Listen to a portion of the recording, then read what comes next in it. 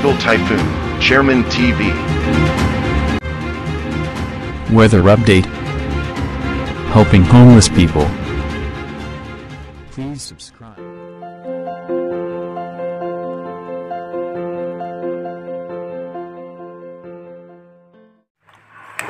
Magandang umaga po. Ito po ang latest update natin ngayong araw, December 10, 2024. Patuloy nga pong umiira sa ating bansa yung northeast monsoon o yung amihan at ito nga po'y patuloy pang lumakas. At yung shear line naman ay bumaba po yan hanggang dito nga sa may parte ng Bicol region. Habang yung ITCZ naman o yung Intertropical Convergence Zone, apektado naman po niyan yung parte ng Zamboanga Peninsula at ang northern portion ng Palawan. Asahan nga po natin mataas ang mga posibilidad ng pag-ulan, lalong-lalo na nga po dito sa tinatamaan ng shear line.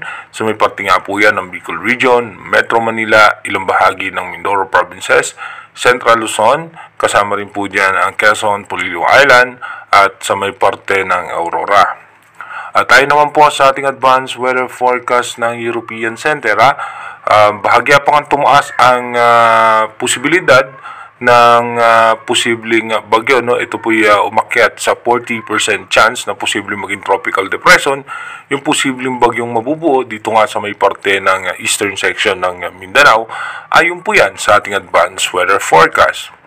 Dito po sa ating rain map animation, expected na nga po natin mamayang alas 11 ng umaga. Mataas ang mga posibilidad ng pagulan sa eastern section ng ating bansa hanggang dito po yan sa may parte ng Palawan.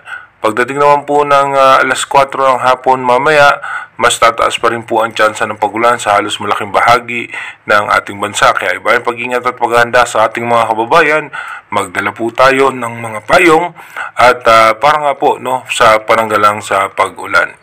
Pagdating naman po ng alas 7 hanggang alas 8 ng gabi mamaya, makulimlim na kaulapan halos sa buong Luzon at asahan pa rin natin yung mga biglaang pagbuhos ng pag-ulan.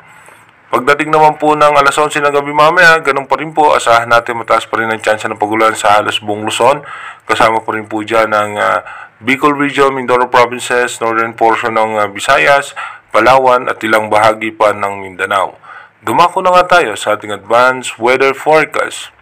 Sa ating advanced weather forecast, bukas nga po, December 11, asahan natin mataas pa rin ang tsansa ng mga pagulan at pagdating nga po ng December 12, ganun pa rin po yung ating magiging possible scenario at pagdating po ng December 13 hanggang December 14, expected pa rin po natin na magiging maulan sa eastern section ng ating bansa at magiging malamig ang simoy ng hangin dahil nga po sa northeast monsoon.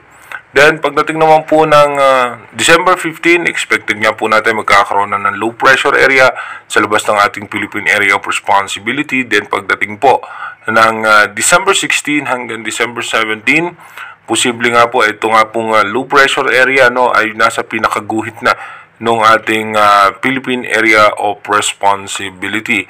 At pagdating naman po ng December 18, dito po ay posibleng pinakasentro niyan ay pumasok na ng PAR line at ito po ay posibleng mag-develop na into tropical depression or mahinang bagyo. Magiging mabagal nga po sa ngayon ang pagkilos niya dahil nga po sa umiiral na northeast monsoon at yung shear line.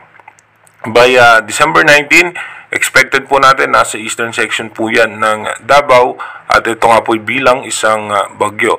Kaya iba yung paghahanda at pag-iingat sa ating mga kababayan, lalong-lalo na nga po sa parte ng Mindanao dahil nga po posibleng maging masungit ang ating lagay ng panahon dyan at habang magkakaroon ng bagyo sa may parte naman ng Mindanao, magpapaulan naman po yung shear line at yung northeast monsoon dito naman po sa may parte ng Luzon, Central Luzon at kasama rin po dyan ang Southern Luzon.